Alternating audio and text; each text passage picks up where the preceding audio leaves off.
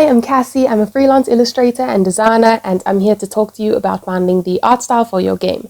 So first I'll give you a couple of tips and things to think about while you're designing, and then I'll give you a step-by-step process that you can use to implement and develop your art style for your game.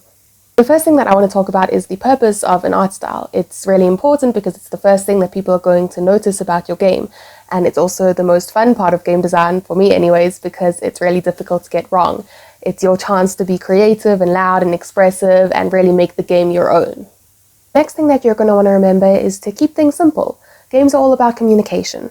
So the art in, say, cinematic animation is going to differ from the art in games because games rely on visuals to guide the player through a sequence of events. So if the player doesn't know what they're looking at, then they're not going to know what to do.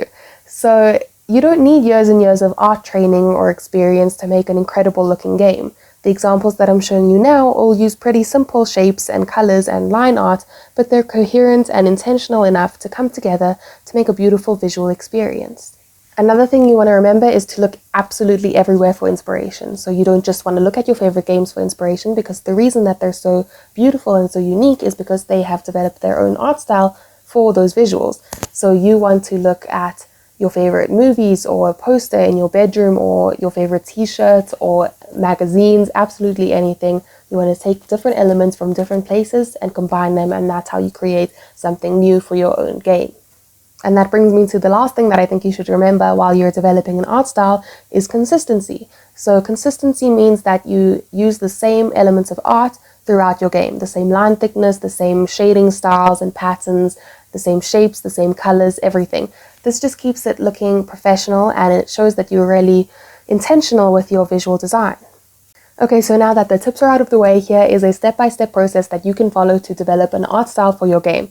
So the first thing that I would highly recommend doing is what I like to call a brain dump. You're just going to get a pen and get a piece of paper and dump everything out from your brain onto that paper. Anything that you've been thinking about for your game. That can be what you want your player to feel while they're playing your game, or what else makes you feel that way and what that looks like, or what colors make you feel that way.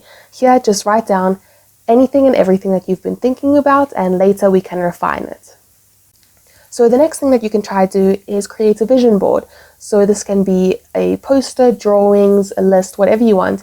Just take the ideas from your brain dump and start to narrow that down in hopefully a visual way so you can see what direction you're going in. So you're going to try out different combinations of ideas, throw out what's not working, keep what you like. Nothing's definite yet, but just start narrowing it down so you have something more concrete. So the next thing that you can do is talk to the other members of your team, see if you're all on the same page, see if you're all thinking of the same style. Maybe if you each made a vision board, you can share that with each other and maybe take inspiration from each other. If you're not working in a team, then talk to your friends and family and use them as a sounding board. The last thing that you're going to want to do is to take some of your game assets and create them using this new art style that you've created. See if it works, see if you like it, see what you want to change. It's not final yet, and once you've done that and you're happy with the result, you can now implement your art style into your game. I really hope this was helpful. Here is a quick breakdown of everything that I've spoken about in this video, and good luck!